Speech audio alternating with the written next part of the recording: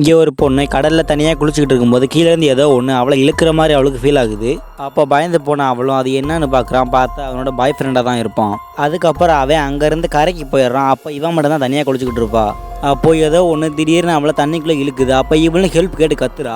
ஆனால் அவங்களோட ஃப்ரெண்டு அவங்க வந்த வண்டியில் சத்தமாக பாட்டை வச்சு என்ஜாய் பண்ணிட்டு இருக்கனால இவ கத்துற சத்தம் அவங்களுக்கு கேட்காது. அப்போ ஒரு ஷார்க்கு அவளை கடிச்சு கடலுக்குள்ளே இழுத்துட்டு போயிடுது. அதுக்கப்புறம் அங்கே இருக்க ஒருத்தர் ஒரு ரோப்பை ஒரு போட்டில் கட்டிக்கிட்டு அவனோட சர்ஃபிங் போர்டில் ஜாலியாக ஜம்ப் பண்ணி என்ஜாய் பண்ணிக்கிட்டு இருக்கான். அப்போ அந்த ராட்சத சுறா அந்த இடத்துக்கு வந்துடுது. அப்போ இவனோட சர்ஃபிங் போர்டை ஏதோ ஒன்று அடிக்குது. அப்போ இவன் ஹெல்ப் கேட்டு கத்துனான். அப்போ அவனோட ஃப்ரெண்ட்ஸ் இவன் சும்மா தான் சொல்கிறான் அப்படின்னு சொல்லிட்டு நினச்சிக்கிட்டு இருக்காங்க.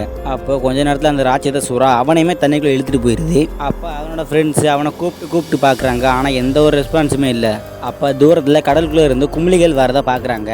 அப்போ அந்த கடற்கரையில் இருக்க பொண்ணு ஷாக்காகி பார்க்கும்போது இவன் பயங்கர காயத்தோட ஒரு கை இல்லாமல் அங்கே வந்து விழுறான். நிறைய பேர் நம்ம வீடியோஸ் பார்க்குறீங்க, ஆனால் யாருமே சப்ஸ்கிரைப் பண்ண மாட்டேறீங்க. இப்போ வீடியோ பார்க்க நீங்கள் இப்போ தான் நம்ம சேனலில் புதுசாக பார்க்குறீங்கன்னா அம்பக்கூரி காட்டு இடத்துல வெள்ளக்காக சப்ஸ்கிரைப் பட்டன் இருக்கும். மறக்காமல் அதோட சப்ஸ்கிரைப் பண்ணிட்டு வீடியோக்கு லைக் பண்ணுங்க. அப்புறம் தான் எனக்கு அடுத்தடுத்து வீடியோ போட கொஞ்சம் மோட்டிவேஷன் இருக்கும். மறக்காமல் லைக் பண்ணி சப்ஸ்கிரைப் பண்ணிட்டு வீடியோ பார்க்க ஆரம்பிங்க. அந்த சுறா அவனோட ஒரு கையை முழுசாக கடிச்சிருக்கும்.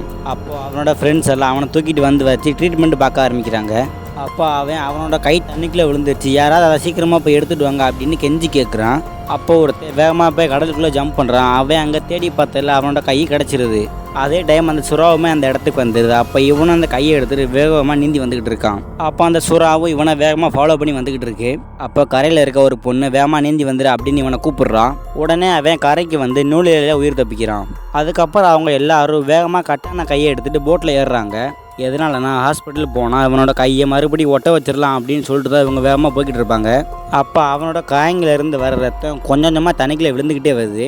அப்போ அந்த ரத்த வாடியை ஃபாலோ பண்ணி அந்த ஷார்க்கு அந்த இடத்துக்கு வந்து அவங்க போயிட்டு இருந்த போட்டையே அடித்து பார்க்க விட்டுருது.